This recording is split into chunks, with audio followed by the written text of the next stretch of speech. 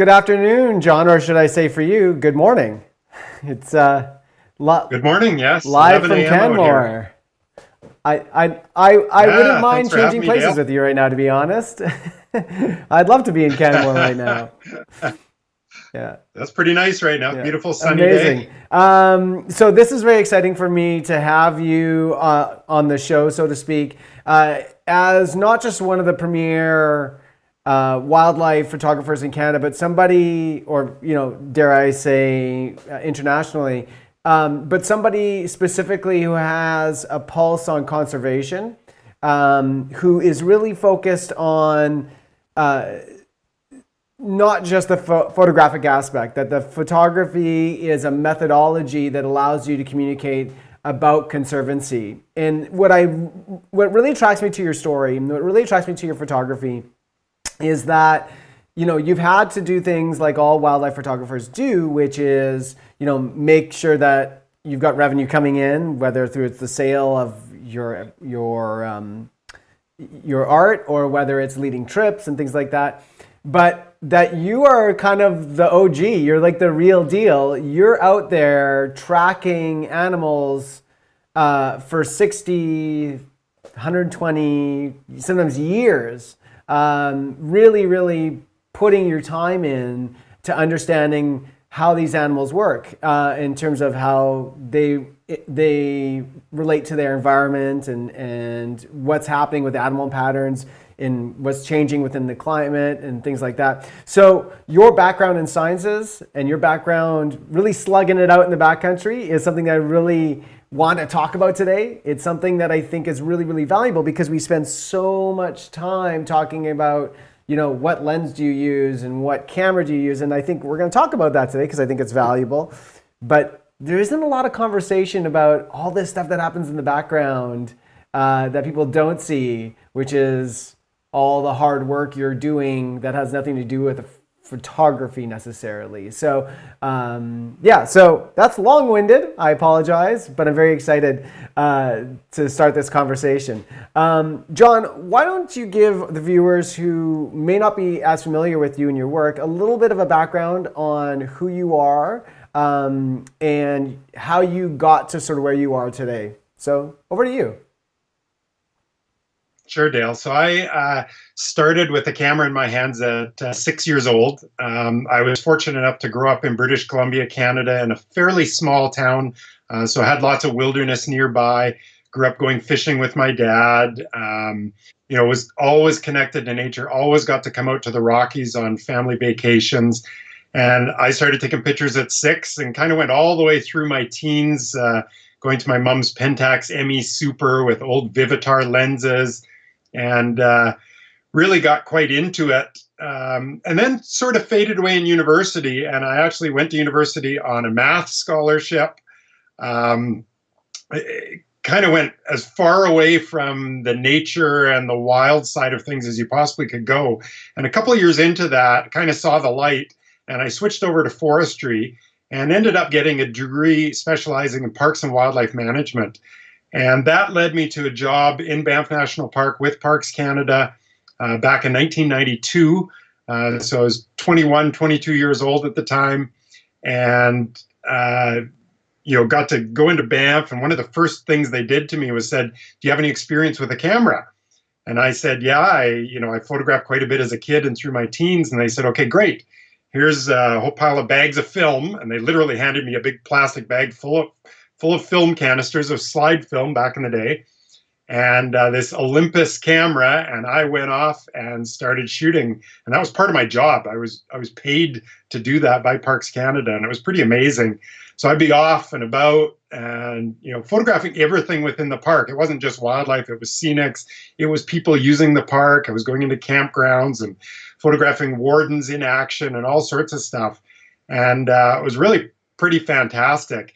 And that really got me interested in photography again. I was very lucky. Some of my coworkers with parks were very avid amateur photographers, almost semi-pro level.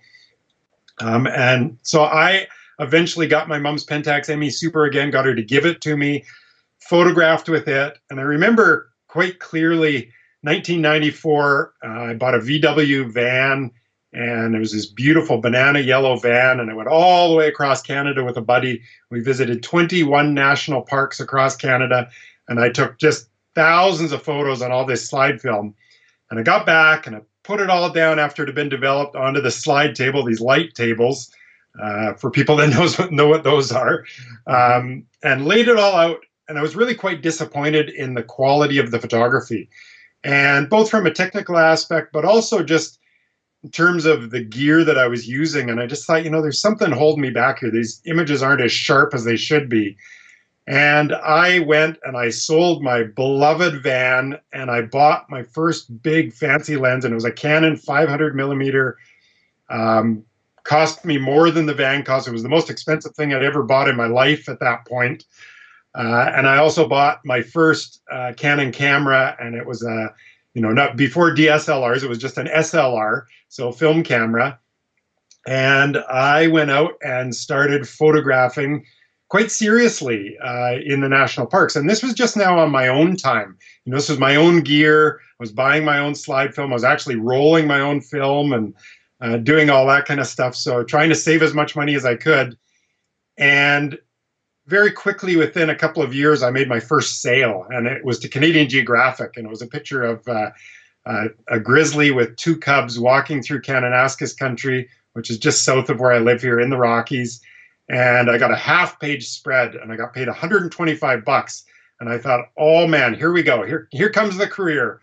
And all of a sudden, I had this vision of what I wanted to do with my life, and that was to become a wildlife photographer. So it took me 4 years to become a full-time pro. I kind of transitioned. I left Parks Canada, did a couple of side jobs along the way. I became a Microsoft trainer, so I'm spending a couple of days a week teaching people how to use Microsoft Word and Microsoft Excel and so on. But what it did is it allowed me to have some money coming in and then concentrate the rest of my time on trying to build my business. Because that first year when I made that sale to Canadian Geographic, I remember thinking, okay, it's going to be easy. I'm just going to get the word out there and the magazines are going to come calling. And I made $717 that first year. And that was my gross. That wasn't my net.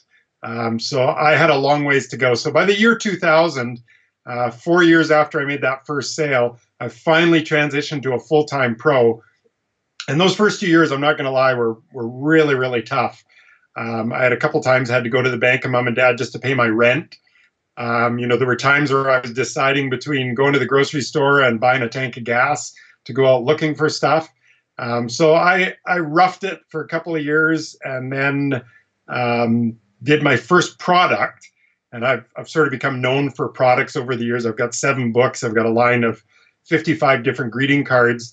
And that greeting cards was my first line of products. And I did 24 of them that first year, took out a bank loan, did sort of the whole business plan and everything. And it was really successful. Had them in stores throughout Banff and Jasper and Canmore.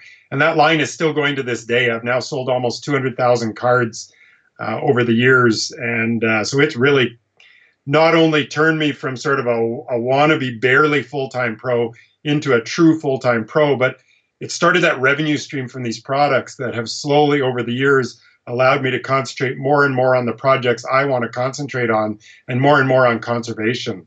And that's sort of been that transition from early 2000s to nowadays, where pretty much every time I go out now, I'm out on some sort of a conservation quest or some sort of project that ties into a long-term plan that isn't necessarily revenue-based anymore. In fact, most of them aren't anymore. And I sort of rely on my tours and my workshops and my products that are out there, the books and so on, to be able to go and do that. And I'll pull up a couple of the products here so people can take a look and see some of what I've had over the years here.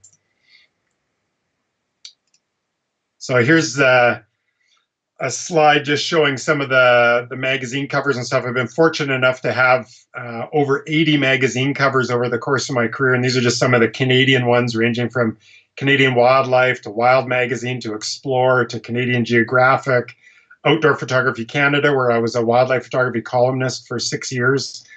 Canadian Geographic, I've had 5 different covers with them over the years. So been quite fortunate in that sense. And then some of my books. Banff and Lake Louise, the one up in the top left here, is my best-selling book of all time. It sold almost 25,000 copies. I was fortunate I self-published that one, which meant I went all the way through planning it from design all the way to printing, editing, everything. So I took the big risk on it, but I also made all the money on it. So that's been one of those things that has really helped me in my career. And you can see I had a whole series there, Canadian Rockies and then Wildlife of the Canadian Rockies. And then more recently, I've had book The Pipestone Wolves, which was a 5-year project following wolves. And I'll go into that a bit later on in the interview here.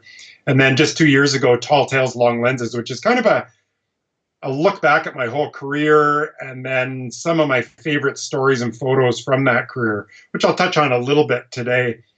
And then this is my next book coming up. It's called What Bears Teach Us, and it's with grizzly bear biologist Sarah El Maligi, who's a friend and colleague of mine here in Canmore.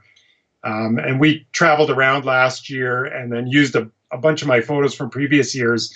And she goes into in the book, different things that bears teach us about ourselves, about personalities, about patience, all sorts of things. And that comes out in October this year. And then I've got one other really cool project that's not quite at the stage yet where I can show you much, but it's called I Feel Like a Bear. And it's for kids. It's flashcards for kids. So there's going to be angry bear and sad bear. And I'm doing that with one of Canada's leading child psychologists and advisors, Andrea Lowen-Nair, out of Hamilton, Ontario. So that's quite an exciting project that should also be out in time for the start of the school year, depending on what that looks like for everybody in September or October. We actually have a question, our very first question, that is very appropriate to what you're talking about right now. And Giselle Lau asks, which bear, John, is your favorite? Well, that's pretty easy. I think anyone that has read my latest book or that follows me on Instagram or Facebook probably knows what I'm going to answer with, and that is Frank the Tank. And I'll pull up a couple pictures of Frank so people can see what he looks like. He is the epitome of what I've kind of always searched for, and that is this big, old, surly bear. He's a real grump. He's a monstrous big bear in the Kutsumatine. And I was drawn to the Kutsumatine fairly early in my career. I went there for the first time 9 years ago, because I wanted to see big male grizzly bears. And at the time, Alberta had just stopped their grizzly bear hunt. BC still had theirs going full bore, as did the Yukon and Northwest Territories. So it was very, very difficult to go anywhere to see big male grizzly bears. You could kind of go up to the north of Alaska, but in Canada, really the only spot was this Kutsumatine Grizzly Bear Sanctuary. And Frank was one of these bears. He's one of the first big, huge males that I saw. I encountered him in 2015 and just, always looked like he was having the worst day possible. And he was so captivating to me, the personality that you could see in the photos with him. Here's one with him with just scars all over the place. And Frank, actually, I described this in Tall Tales, Long Lenses. Actually, about a week after I took this photo, he was attacked by an even bigger bear that I have still never seen. And so I keep going back to the Kutsumatine year after year, hoping not only to see Frank again, but to see this other bear. And every year there's these different new big males moving in. And this is all because this area has not been hunted since 1994. So all these bears have grown up thinking that humans are just a part of their landscape. They just see us out in a Zodiac, a little boat coming by from time to time. And that's their only interaction with us. So they have nothing negative. Nobody's shooting at them. They have no logging going on or trapping or any of that. So these bears just act completely natural. And in fact, a lot of the time it's hard just to even get them to look at us when we're going around in the Zodiacs trying to get pictures of them. So this is Frank digging up clams on the beach. Just a magnificent bear that I really fell in love with. And now every year go back there and continue to look for Frank. And he's still alive as of 2018, even though he was ripped apart by this other bear in 2015. So I know one of these days I'm going to see him again, and I can't wait. So this year was a huge disappointment with the pandemic and not being able to go, but of course, totally understandable. You can't go and cram myself with 6 clients onto a a little sailboat and go in and expose First Nations communities to this pandemic. So totally understandable that we couldn't go. It was disappointing, but in the big scheme of things, I'll get to go again one of these days. So. Excuse me, I just suddenly had a little cough. Frog in my throat here. So a question about bears and stuff specifically. So I'm just going to cut my mic because I just... Live television, everybody. When we look at your interaction with wildlife and not just bears, but let's maybe focus on bears for a second here. What comes to mind is Timothy Treadwell and Grizzly Man, and this idea that we're so used to having house pets, and we anthropomorphize or we humanize these animals. What's your position on your relationship with a lot of these animals and with bears in particular? Do you notice that some bears or some animals are much more comfortable being around humans? They don't pose as much of a threat to humans as popular culture would suggest, and vice versa. Are there animals that you're interacting with that look innocuous but pose actually a pretty great threat, and you have to manage how you spend your time around them? What's your experience there? Yeah, it's a great question, and I can go definitely go into depth on this one. So, a bear like Frank, who looks grumpy, but most of the time is fairly gentle appearing, glances up at us while we're in the boat or something, doesn't mean that I would feel comfortable getting onto land and approaching him. I'm really careful around animals like grizzly bears. I don't generally photograph them on foot. I don't generally approach them. There have been instances where I have been on foot and I've let them approach me to a degree, but I'm really careful. I'm generally photographing out of a vehicle for these. Oh, pardon me, my phone is going off there. Generally photographing out of a vehicle or out of a boat or from a distance with a huge lens. I'm putting on a 500 and extenders. I had a really interesting encounter last night with a grizzly bear. Was driving back from a social distancing meeting and encountered a grizzly bear along the highway, and there was very little traffic. And it was very tempting to jump out and photograph on the side of the road and get some good shots. And I refrained from doing that. And in part, I don't want to cause a traffic jam. I just don't want to be that person. That's not part of who I am as a photographer anymore. But also, I just, I don't feel comfortable doing that in close quarters with some of the wild animals that I photograph. Grizzly bears come to mind. Cougars, I'm very, very careful around. Sometimes I am on foot trying to find them. And wolves, I have to be very cognizant of showing these animals respect. And it's not even so much that I'm fearful for my life or for being attacked or anything. With wolves in particular, that's a subject that comes up a lot. Or aren't you scared, being out on foot with them? And no, that of the aggressive Canadian wolf or the aggressive wild wolf is just that. It's a myth. It's a Hollywood thing that's been perpetuated through time by Little Red Riding Hood and by some in the hunting community. It just doesn't hold true. So I'll talk a bit more about wolves, but coming back to bears, Frank the Tank, I just would not feel comfortable getting out and putting myself into a situation with him where I would feel that I'm intruding on him and possibly putting him in any kind of a situation where he might feel aggressive towards me. And with grizzly bears, by and large, they're very accommodating animals. I really encourage anyone to read any of Charlie Russell's books. He's just got a brand new one that just came out. But go back and read his Spear Bear book or his Kamchatka Bears book. And there's some fascinating stuff in there. And you can see where he differs from Timothy Treadwell very clearly. Charlie definitely pushes the boundaries, but there's a real methodology behind it and reasoning that he did it, and very clear and very concise in what he thinks bears can teach us. And that's part of where my book with Sarah came about from, is going and seeing still all this stuff perpetuated while we were fighting the grizzly bear hunt in BC and in Alberta, 15 years ago. And a lot of these myths being perpetuated about grizzly bears, just the same as they are about wolves. And, people going, well, now there's been 3 years that you haven't been able to hunt grizzly bears in BC, they're going to start coming in and killing kids on the edge of town and stuff like this, and they're just exploding in population. That just doesn't happen. They're an apex predator. Apex predators, we got a very clear example in Banff National Park last week when a grizzly bear called Split Lip, a big male, killed a cub.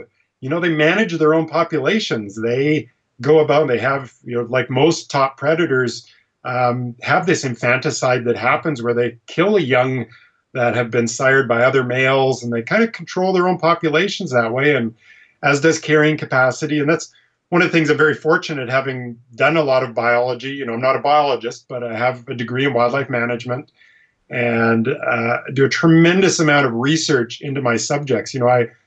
I try to avoid, I never do bait or call animals in. I don't do any of that kind of stuff. I try and rely on my own skills and my own instincts to be able to figure out what I need to do to get photographs without disturbing animals. And I always circle back, whether it's grizzly bears or whether it's a marmot, to trying to create the perfect encounter. And it doesn't always happen, but a perfect encounter is I arrive on the scene, elk is eating grass in a meadow. I leave the scene 2 hours later, elk is eating grass in the meadow. So nothing has changed. That is a perfect encounter, whether it's 2 minutes or 2 hours. And so I've gotten very good at reading animal behavior, and I still totally make mistakes. I've made a lot of mistakes early in my career. I did a lot of things that I wasn't proud of, joining the throngs of photographers in Jasper and being a big crowd following bears around, and that stuff I'm just not into anymore.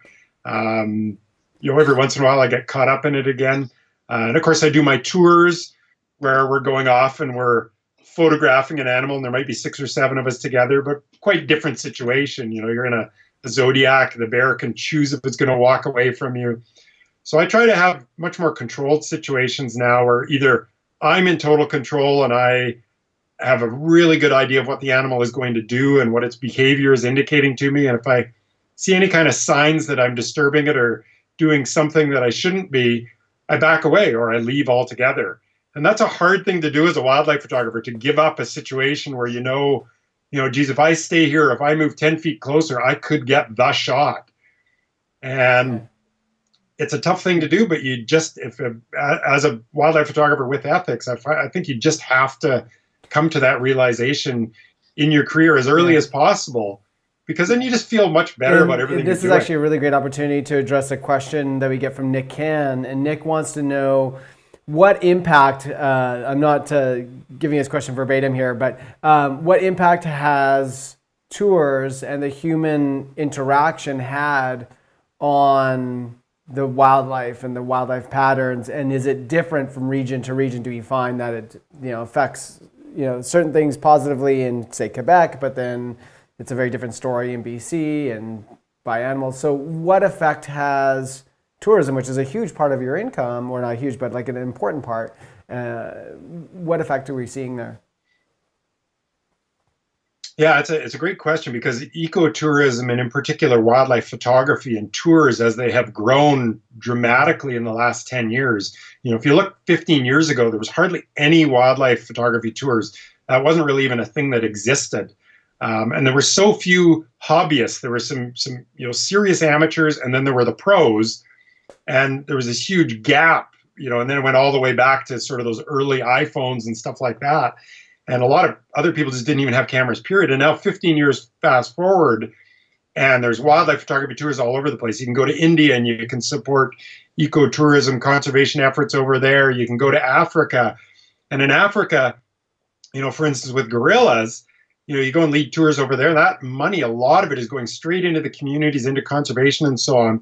Now, if we bring that back to Canada, it's a great question, because in Canada, I'd say by and large, ecotourism or wildlife photography tours have been a boon, not just to the economy and not just to photographers like myself, but I think they've really started to put government's focus into the fact that wildlife, if you are going to use it as a resource, doesn't have to be just something you go out and kill. There is a tremendous economic value, and also just going and watching something. And there's a tremendous intrinsic value in just having something being out there and and not being bothered.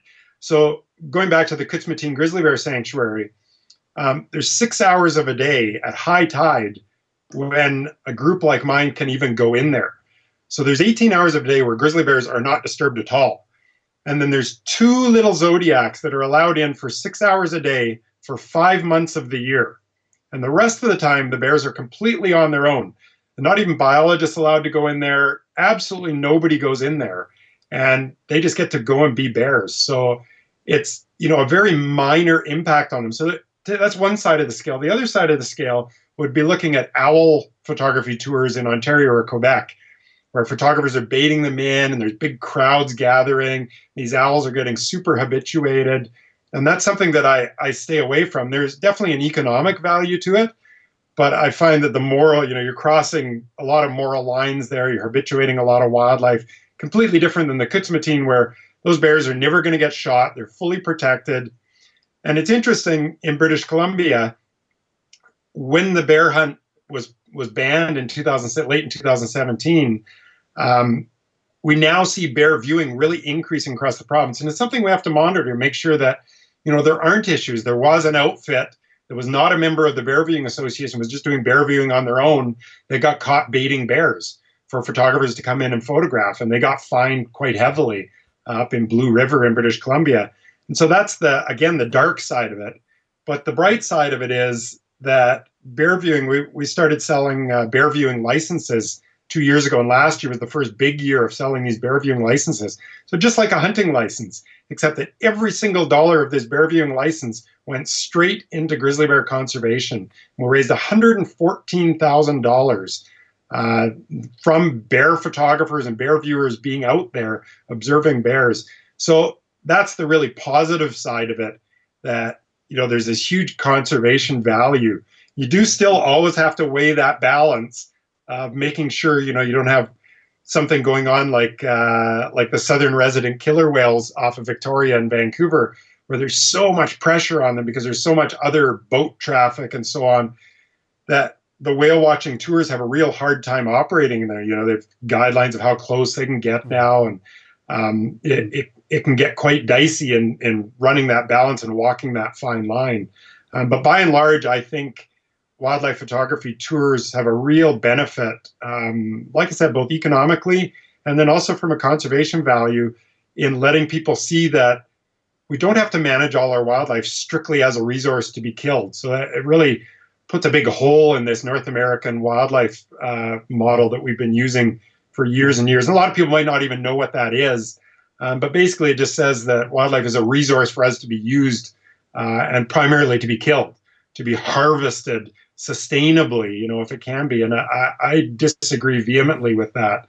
I've got no problem with hunting to put food on the table, but I have a real problem, as you can see from my T-shirt here, with going out and trophy hunting. And, that's where my conservancy is really taking a strong line. A couple of us have founded this conservancy to come out and stand up for some of these species that we feel are being unfairly treated and mismanaged by our provincial and what would federal you governments. say about your experience, or maybe because I have no idea how much experience you have, but what have you learned or what have you gained from any conversations with First Nations groups who have been using the land and been using the wildlife in a, hopefully what we assume to be a sustainable way?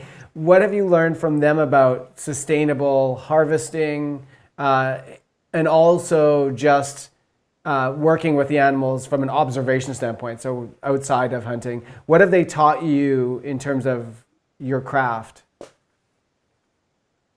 Yeah, that's an interesting question. So I've been very fortunate that I've, for the last 11 years, have led tours into the Great Bear Rainforest, into Kitasoo and Gitgat First Nation territory, and in particular with the Gitgat.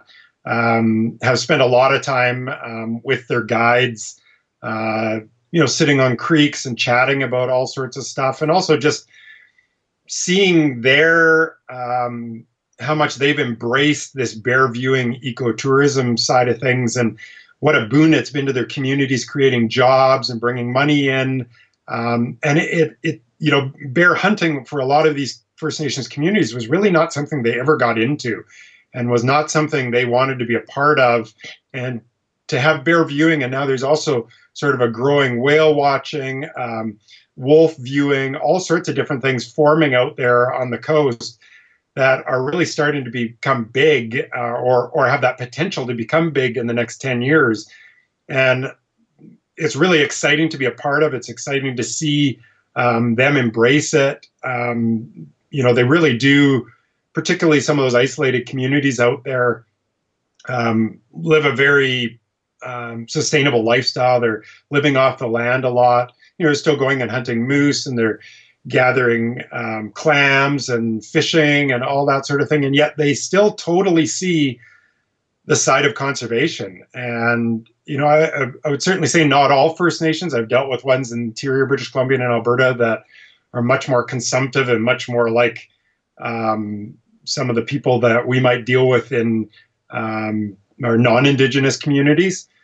But I find on the coast in particular, some of these BC First Nations groups are really fantastic, very heavily engaged in conservation and living very sustainable lifestyles. And it'd be great to see the rest of us model that a little bit more, including myself. I look at myself and always look at ways that I can improve, and so something I'm constantly striving for. This is a great time to make sure that we address all the gear that you use, because people are already, it was in the back of my mind. I'm like, we got to start talking about gear because people are going to go crazy. And here we go. We got a question. Giselle Lau asks, what's your recommended gear list for people who join bear tours? And I'm going to ask you to also add to that, to address Giselle's question, but then go into just talking about what kind of gear, you might have, not just photographic, but also your personal gear, your clothing, all that sort of stuff for, say, summer environments and for winter environments. What should people expect to have in their kit, and also their camera gear as well? So we'll start with Giselle's question here. Sure. So let's just gonna looking up a picture there of just some gear of me, not with any of my camera gear. But in terms of Giselle's question, I always recommend for people, the last thing you want to do is go and spend that money and be on a bear tour and be disappointed. And so I always recommend a lens of at least 400 millimeters. So something to get into that is not crazy expensive right off the bat would be the Canon 100-400, which is one of the lenses that I use all the time. It's pro level, yet consumer pricing, so amateur pricing. And you can go out and get one used, you can go get one new, and sort of get different price points in there. But that's a fantastic lens to start with before you end up moving up into some of the big primes. So I primarily shoot with 500 millimeter. So Canon 500 f4, so it lets in lots of light. It's got a big wide front of the lens to let in lots of light, so I can get down to that nice low aperture. In terms of camera bodies, I can't really say anything about what Canon has coming down the pipe here, other than that I am very, very excited about what's coming. And so I would say there's two avenues you can go. If you want to just go nice and cheap, get something like the Canon 7D2, which is a fantastic wildlife camera.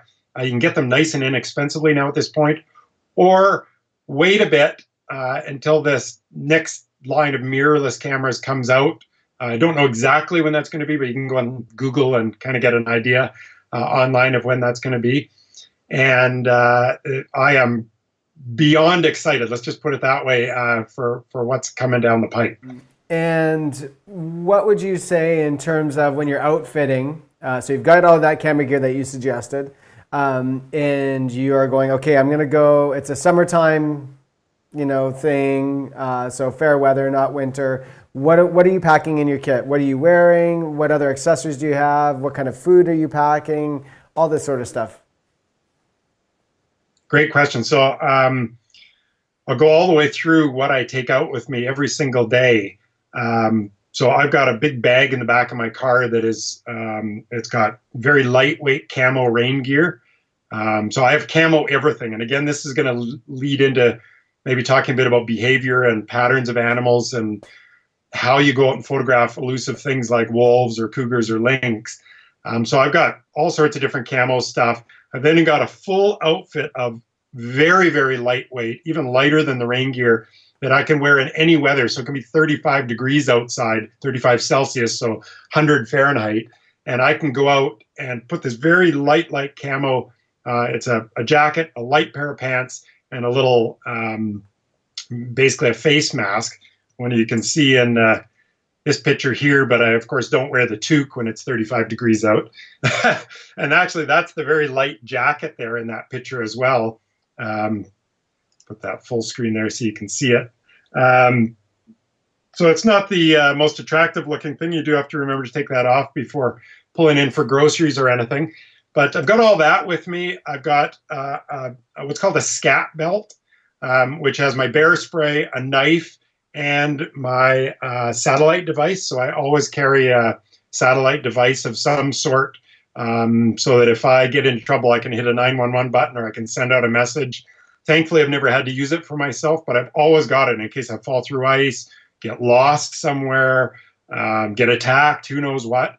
Thankfully, that's never happened at this point. I've never really had any situations where I've thought about having to tap out, so to speak, and get help in. I always carry rain covers for my gear. So I've got those also in that bag. Thinking what else I've got in there. In terms of food and water, I always take way more. Even if I'm just going out for a morning, I always take a day's worth of food, basically what'll last me 24 hours, because I never know if I'm going to get a flat going down a logging road and get stuck somewhere. So I'm always prepared. I actually, in my vehicle, always have 3 protein bars stashed in the back in the trunk, sort of as an emergency ration. I've always got a first aid kit on me, a super light little one that I carry in my pack with my camera gear, as well as a bigger one that goes into the back of my car. So kind of prepared for everything. In the winter, I've always got a shovel with me. I always carry rubber boots, just a full range of things. Yeah, there's a shot of me walking along carrying some of my gear and wearing a lot of the clothing that I have. So always a down jacket, always a way to make a fire. I always carry a lighter with me. So lots of little things that just become part of my regular kit as I'm going out and around. Now, if I'm doing something that's hardcore, and so I would consider, for instance, tracking cougars to be hardcore, I go very lightweight. So I'll just take my 100 to 400. I'll have one camera body, which right now is my 5D Mark IV, because it's a little bit lighter than my 1DX3. So I go as light as possible, just camera. I'll have a pack on. The pack is mostly full of additional clothing and emergency stuff, so it's super light. I'll have a bit of food and water and so on in it. And then I just go. And so I'll have spikes on the bottom, I'll have hiking boots on, and I'll have gaiters, and I'll just be able to cruise through anything. So I can go through water, I can go through deep snow, I can cross ice, whatever it might be. So I'm fully prepared when I leave the car to be gone for 8 hours out in minus 20, minus 30. And that happens quite often. And, I just, you have to do that to have any chance. And this year I had, the exciting moment of actually finding a cougar. I was with a buddy and he actually got to see the cougar. I was a little behind him, checking out a scrape tree and did not see the cougar, unfortunately. But exciting to have that happen. And a quick question, if I can interject really quick here. If people aren't as familiar with the backcountry and, maybe they're an urbanite, they're really interested in developing into wildlife. I mean, typically I will say that people who are into wildlife photography are people who were first into the outdoors. So a lot of them come with a general understanding and respect for the environment they're stepping into. But there might be some people out there that are developing into this. What's their best resource for learning about all the things that you're talking about in packing? Is it to go on one of these trips, to be guided first, to see firsthand what they need and be given sort of a packing list? Are there books, are there resources that people can tap into? definitely a lot of resources online and books that you can find. There's no shortage of books out there about wildlife photography and so on. I personally find a lot of the books and a lot of the resources that are out there go into a lot of the stuff that I don't do. So I don't use flash for wildlife photography. I find it disturbs the animals. I just use natural light. I don't bait or call in animals. I don't take any of the easy routes. And that's on purpose. That's, kind of goes with my brand, goes with conservation, all that sort of stuff. I would say that, a couple of key things. Number one, if you've got a photographer you really like, whether it's me, whether it's someone else out there in Canada or the US or wherever you might be located, the photographer that you look up to and that you admire, go on a workshop with them or go on a seminar with them. I'm hopefully coming out to Ontario to the Howell Wildlife Conference at the end of October. Great opportunity for people in Eastern Canada to come and check out gear and see what I carry with me and talk to me firsthand and get questions in. And I do that kind of thing a couple of times a year, Western Canada, Eastern Canada, hopefully down in the States in the future. And then if you come on a workshop, for instance, I do a couple of Jasper workshops every year, and those are pretty intensive. We go in and I'll pull up a few images from Jasper here if I can find them fairly quickly. We go in and basically, can't do two things at once, apparently. Think and pull up images. There's some images of from Jasper. But basically, you're tapping into not only my knowledge as a wildlife photographer, but my expertise having lived in this area, in the Rockies, for the last 30 years. And go out and, some of the stuff is easy. Anybody can go off and rent a car and drive some of the roads in Jasper and see a moose right in the middle of the road. But what you can't do is, I'll give you a good example. Last October, we went out with a group and we saw 3 moose on the road, and we found 13 others by going off in some of the trails and the meadows and stuff that I explore. And this is one we found and followed off into the trees a bit. And it was quite comfortable having a small group with it. And we stayed a good reasonable distance. This is shot with a 100 to 400 at 400 millimeters. Easy lens to carry around with you. And you can then still stay that nice distance away, 50 meters. The rule in Jasper is you have to be at least 3 bus lengths away. So we were well within that. And you get some really fantastic opportunities. You get to see exactly how a photographer like myself approaches wildlife and what signs we're watching for to see if an animal is disturbed. And, some wildlife you can get quite a bit closer to. Bighorn sheep will often if you just sit yourself down, they'll, if you know their patterns and their behavior, I place a group somewhere and the sheep will just wander right up and walk right past us, and you can get some beautiful portraits like this. And I think this is a great opportunity to talk about some of the real behind the scenes of what goes into a lot of the photographs you have. And I love that what you said is that you don't bait your animals. And it's not that I'm drawing a line ethically between that or not, because I don't know enough to be able to suggest that. But your photos are so engaging and so incredible that I think it just really solidifies the point that you kind of don't need to if you are dedicated to the time. And what I want the viewers to take away is what you do, like what happens in the background, like how many days you're out there tracking animals, what kind of environments you're in. So if you can show us just a handful of photos and tell us a little bit of the story behind them so people can start to get a picture of what they don't see that went into that photo. Yeah, sure. So I'm going to start off with some images I'm going to go through just a bit of sort of wolf history and how, because wolves are one of the things I'm most known for. I've always photographed only wild wolves. I've never done any game farms. So that's basically zoos where you go in and you pay and you photograph wolf models. And that's very prevalent when you're looking at calendars and books and stuff. And I've just had absolutely no desire for that. I'm not a model photographer. I'm a wild animal photographer, and I don't try and manipulate them in any way. So dating all the way back to 2007. Now, of course, I said I started my career in the mid-90s, mid-1990s. And the first 10 or 12 years, I hardly had any good experiences photographing wolves. And part of that was a lack of knowledge, and I'll try and pass a bit of that along to people here today. And part of it was not really even knowing how to go about it. So not only that lack of knowledge, but when you do see a wolf, what do you do? How do you get photos of it? And so going back to June of 2007, and this was the first wolf that I really got to know. This is a wolf called Delinda. It was quite a famous wolf. She was on the cover of Canadian Geographic and been in Maclean's magazine and been in BBC Wildlife magazine and stuff, all sorts of different pictures of mine of her. So I had this fortunate experience in June 2007 of running into her and following her around, both on foot and in vehicle, all sorts of different methods.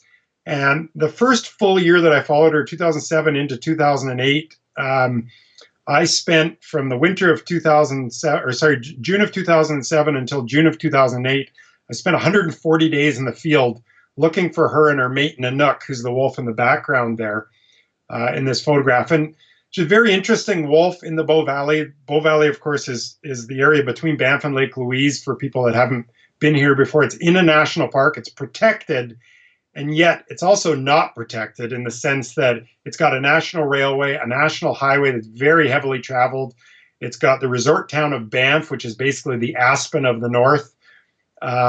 It has a golf course, 3 ski hills, a number of side roads, and 5 million tourism visitors a year.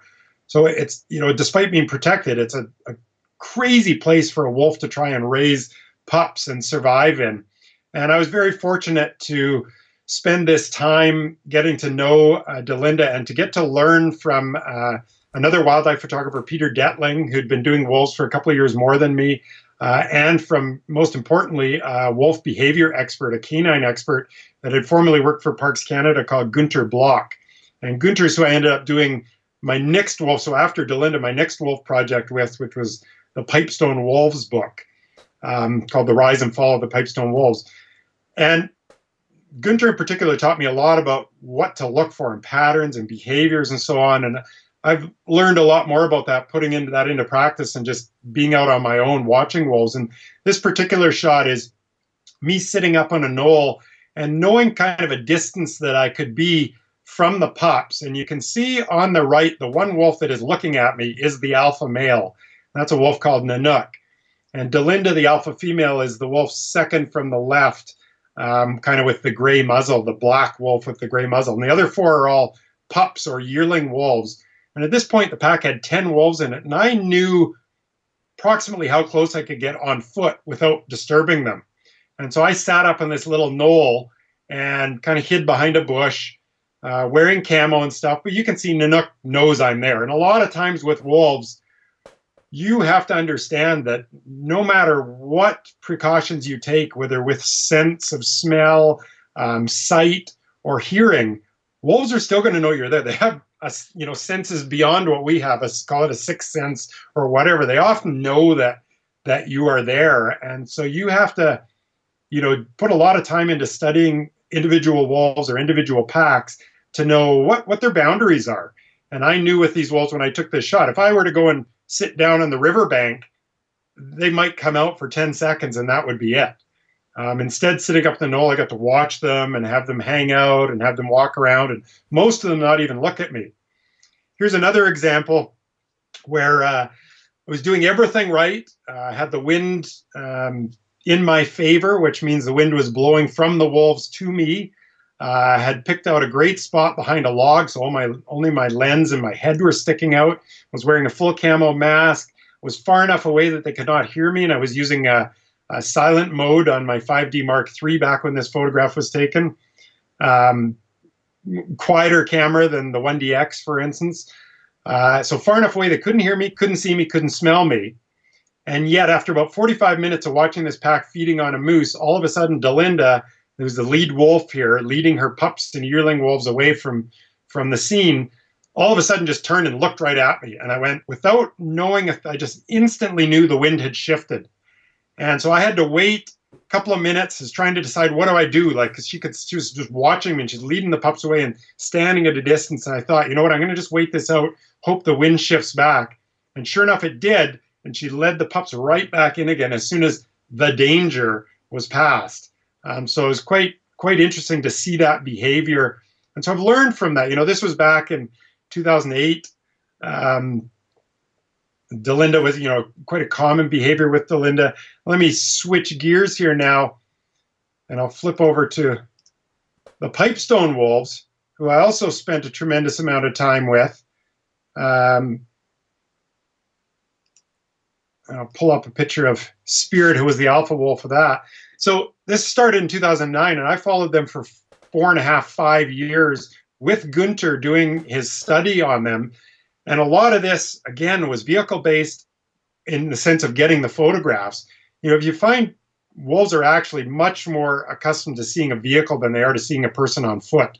And I find, just to give people an idea, if 1 in 5 wolves will stay out near a roadway if you're in a vehicle and you just sit there quietly and turn the vehicle off and roll your window down, by contrast, it might only be 1 in 50 that will let you get out when you see them on a roadway. So many people blow the opportunity right away when they see something like a grizzly bear or a wolf, and they jump out of their car and go walking over towards it, and then wonder why the animal runs away.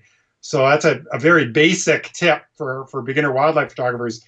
Use your vehicle as a blind. Just pull over. I mean, they know it's there. It's not a blind per se, but you've separated yourself from the vehicle when you get out of it. If you stay in it, animals often act much more natural. So I had some great encounters with these guys from vehicles. So here's just a few of the different members of the pack. And then going out, a lot of it was going and tracking and being out on foot and figuring out what direction they're headed, learning their patterns, figuring out that, okay, if they're going down this trail, they may pop into that meadow an hour from now. And so I'll go in and I'll sit on the edge of that meadow hidden and wait. And 9 out of 10 times it doesn't work. They don't show up there. But 1 out of 10 times they do, and you're able to get some interesting photographs. So a lot of work goes into tracking, a lot of this kind of stuff, wearing full camo. And you get all kinds of really amazing encounters out of this. This was one where a colleague and I discovered a moose out in the river. Actually, a colleague discovered it, invited me in on it. We sat up quietly up on the bank watching this moose and watched all kinds of different stuff unfold as this pipestone wolf family came in and tested this moose repeatedly, trying to get it to leave the water so they could kill it. And the moose just wasn't buying any of it. And for 9 days, we sat there watching it until finally this grizzly bear came along and scared the moose out. And the moose ran off into the bush, and that was the last we saw of it. But pretty interesting stuff. So here's actually a little video of the grizzly bear coming along. This was the final day that we got to watch this. So you get to see some pretty amazing stuff when you're out there in the wild.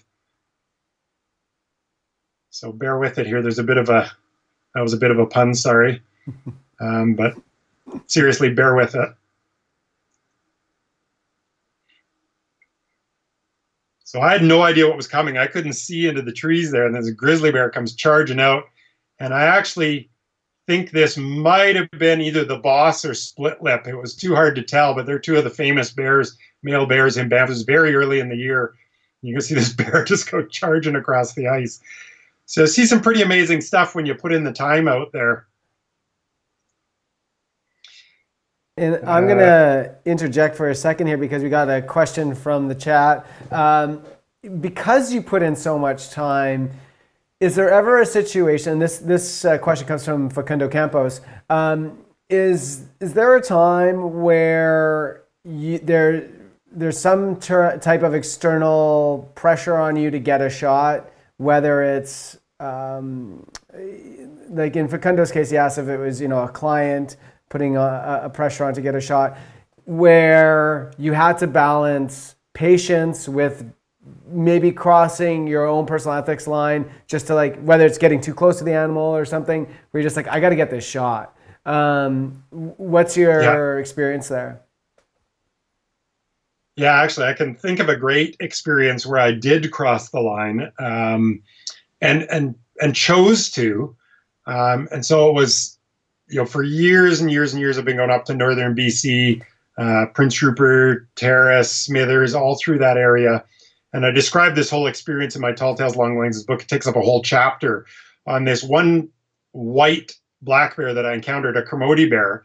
So Kermode bears are found primarily in these two little islands in the Great Bear Rainforest, and you have to go. It's quite complicated to get out there. You got to go on a tour, a workshop, and you got to be with First Nations guide and so on. But there's an area, a big, huge area in northern BC where you can also run into them, where about 1 in every 100 black bears is white.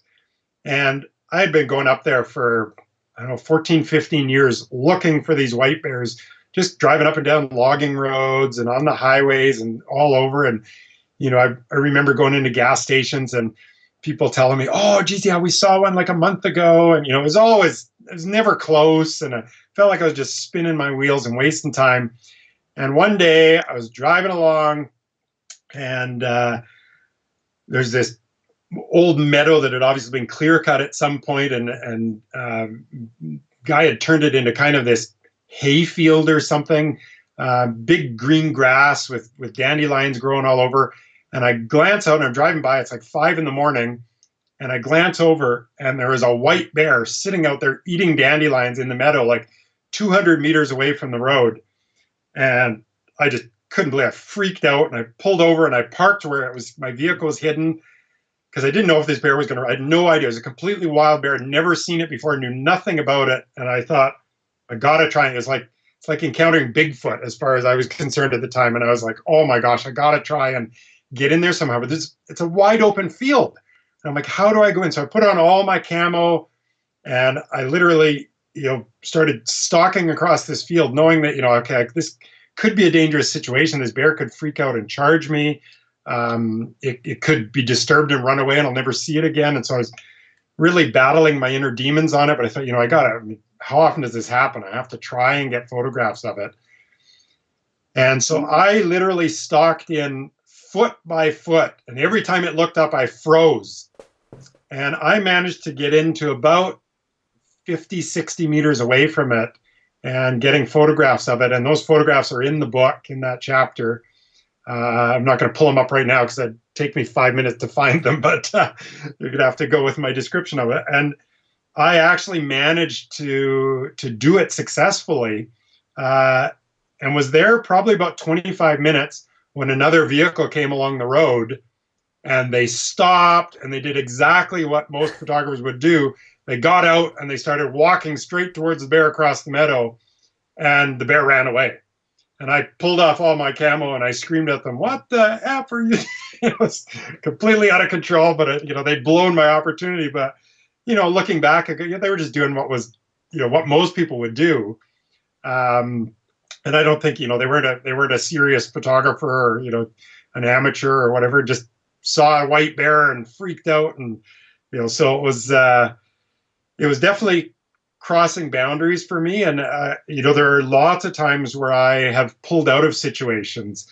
I was going to talk about one of my more recent projects, and I'll pull up a bunch of images from it, has been following a wolf pack that I won't divulge any locations, but been a lot of it has been on foot, the majority of it. So which is the contrast to most of my other wolf projects. Most of my good shots are from a vehicle or close to roads.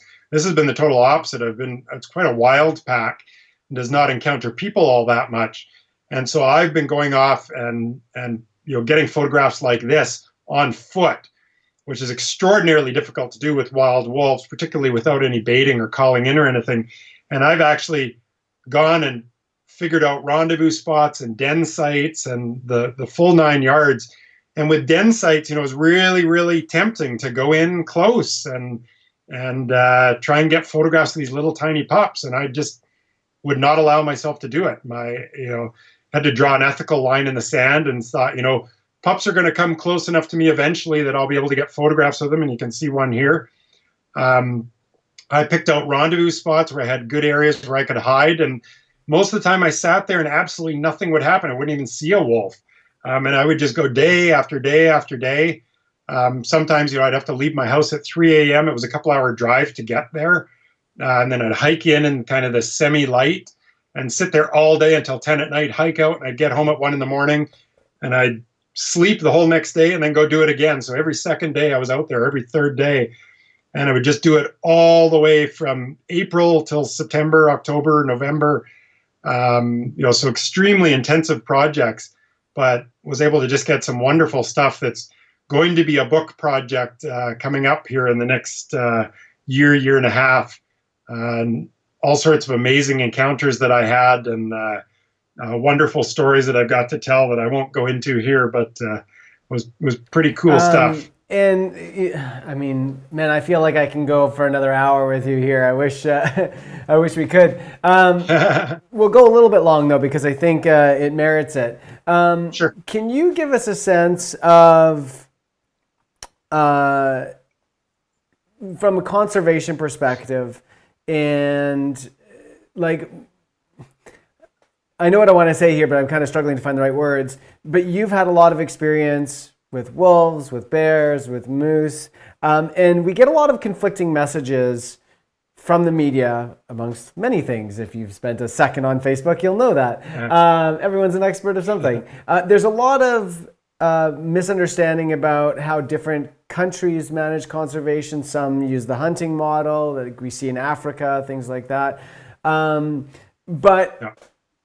the people who are enthusiasts of the backcountry, who are enthusiasts for the wild space, what's your message going forward in terms of what Canada needs to do, what maybe North America needs to do in order to be able to continue to enjoy these wild spaces, to continue to enjoy the animals that inhabit these wild spaces? What's your big message in your big push there? So a couple different things. From a photography perspective, I think a lot of people watching this are going to be photographers of some sort, and may be quite interested in amateur or turning semi-pro or any of that kind of stuff.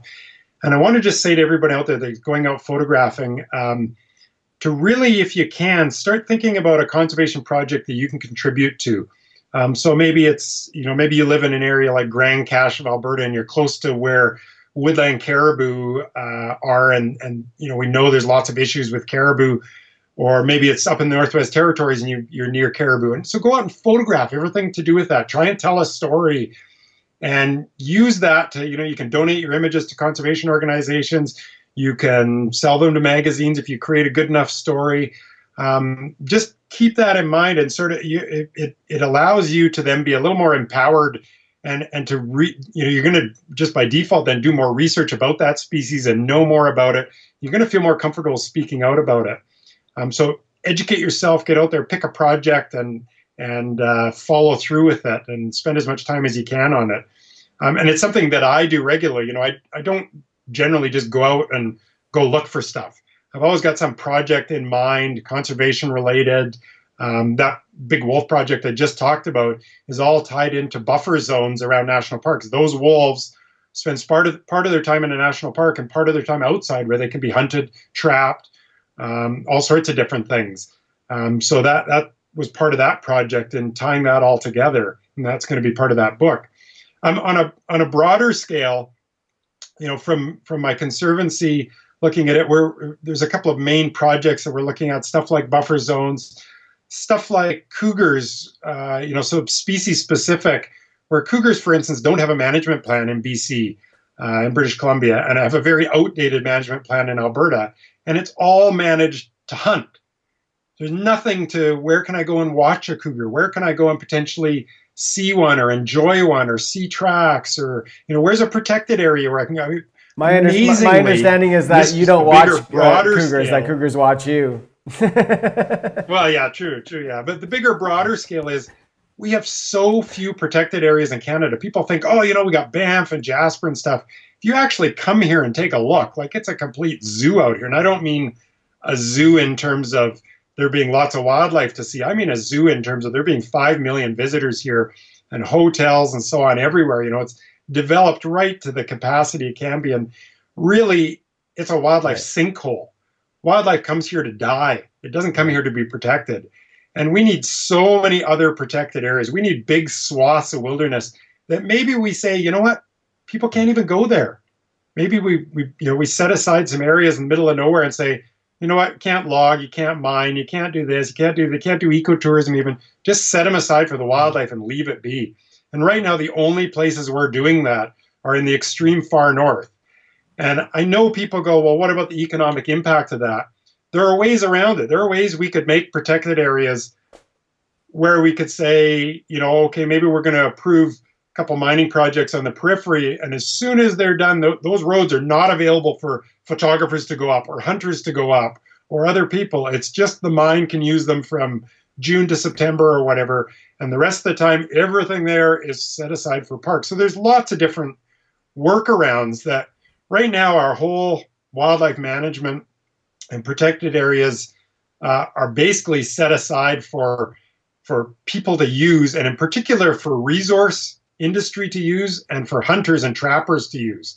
Look at all the wildlife management in Canada. Everything is based upon wildlife, or based upon hunters and trappers sitting at the table helping make those wildlife management decisions. Where are the bear viewers?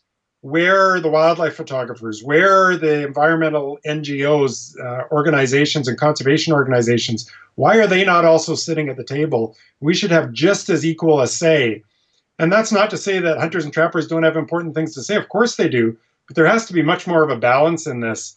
And that's one of the things that I'm fighting very strongly for, that to help give our wildlife a voice. That's the slogan of the Exposed Wildlife Conservancy is, we need our cougars and our wolves and our caribou to have much more of a say, and to, it's not just go out there and log every last tree you can get. My forestry degree, I go out there and I see stuff and I am just blown away because, the guys that are managing all this are the guys I went to university with, and they know better. They've just been drawn in by, the corporate greed side of things. And so, yeah, I mean, there's lots of work to be done. That's one thing sure. I want to mention, during this live stream, I have been showing clips of Exposed, which is your web series, which is fantastic, as you guys have seen. It's amazing. You can find that on YouTube. Looks like every episode that you've done, 15 episodes, or looks like something like that, is all there on YouTube. But it also has turned into a conservation organization, a nonprofit, as I understand. So talk a little bit about that really quick before we close out the live stream, and talk about where people can, once obviously the economics of this whole era start to churn again, where people can find you, where, what you have planned for the future as well, so people can keep abreast of what you're doing. Yeah, so the Conservancy, the nonprofit, stemmed from the web series, and we just felt we could do even more as a nonprofit, and we really want to start getting a seat at the table in provincial governments, federal government type stuff. And it came from me being quite involved in the grizzly bear process in British Columbia.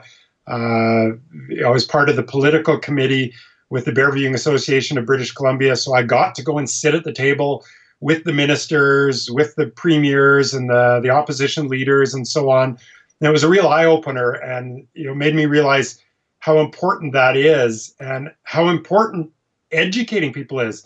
And it's everyone from the 5-year-olds all the way up to these ministers and these politicians that maybe have never seen this side of things before. And so this is playing on the screen right now, is one of our more popular episodes, which deals with snares, and it's not a pretty thing to look at. But I really encourage people, if you can stomach it, to go and watch some of our conservation episodes and see what's really going on out there in our forests, with our wildlife management for wolves, for cougars, for grizzly bears. We just had recently this grizzly bear get killed in southern Alberta, and her 3 orphan cubs basically disappear completely. They're orphaned. They're now going to the Vancouver Zoo, which basically they might as well just get killed. It's a terrible fate for them. But even more concerning than that is, if you actually dig in a little bit, there is no recovery plan in place for Alberta grizzly bears, despite the fact they're a threatened species. Threatened species in Alberta, there's less than 1,000 of them in all of Alberta, and there's absolutely no plan in place to recover them. So, you use a valuable female like that, gets shot by hunters in self-defense, whether it was or not, I think they're investigating that right now, lose the 3 little cubs and lose that reproductive female that could have put 20 grizzly bears into the population over time. And that's the kind of stuff that our Conservancy, as we get going stronger and stronger, are really going to be dealing with, and trying to get seats at the table, trying to delve into some of this and get policy changed in the government. And maybe it's not, full on, like for instance, I'm sure lots of people that are watching this would love it if we got to ban wolf hunting altogether as an example. I would love it, but it's not really a realistic thing to ban wolf hunting, but very realistic to get regulations changed. I mean, most people don't know that right now you can trap or shoot as many wolves as you want. You can have a regular hunting license. You don't even have to buy an additional tag to go and shoot 20 wolves if you can find 20, which is just staggering. You can be out hunting wolves right now while they have their brand new pups. So you can go and find an adult wolf and shoot it. You can shoot a pup right now in most parts of Canada, which just to me is absolutely mind-blowing. There's what conservation value is there in that? What wildlife management value is there in that? This is the stuff I want people to start looking at through the Conservancy. And so we're going to be educating, and we're going to be trying to get seats at the table, trying to get policy changed with wildlife management. It's a long-term project. We've got lots of different goals, buffer zones around national parks, changes to cougar and wolf hunting management, getting a recovery plan in place for caribou and for grizzly bears. There's all sorts of different stuff we want to tackle. So when the time comes, people can go check out the website right now. It's exposedwc.org or exposedwildlifeconservancy.org. And there's a donate button on there. I'd love it if you can go and donate. I do not take a penny out of it. Everything I do for it is completely voluntary. Putting in my time, my videos, my stills, all the hosting I do for the web series. So it's a labor of love for a lot of us. So if you've got some spare money, even if you want to just go in and support us by buying one of our t-shirts or one of our hoodies, which just came out. I haven't even seen them yet, but I've heard they look fantastic. So that helps us out too if you just go and shop. So if you don't have any money to donate, but you want to go buy a hoodie or a t-shirt, that'd be great.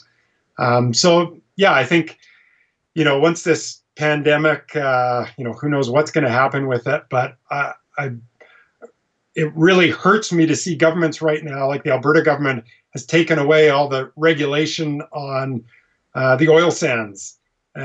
Meanwhile, so everything can just go crazy up there with absolutely zero regulation, and same kind of things happening out there with hunting seasons. We see in BC, they just sold 3 times as many black bear tags this year as they've ever sold. And there's nobody out there watching to see what's happening. What's the effect on the black bear population? Right. We have no clue. Is everything going to be fine? Maybe. We don't know. We're just guessing. We have no actual clue. There's no studies going on. John, nothing.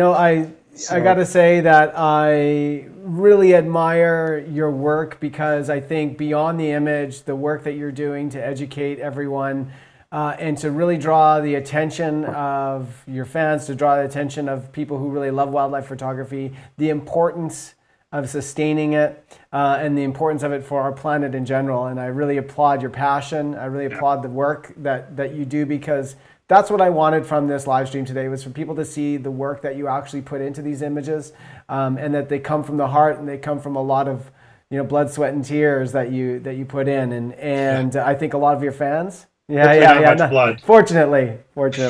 But, I think there's a lot of like-minded people out there who share your passion. And I hope they joined us today. I hope they continue to watch and continue to follow you and continue to join you on your trips as well. So, again, we could probably talk for another 2 hours, but I appreciate you carving out an hour for us today. And I wish you all the best in the future. We're going to be following you closely.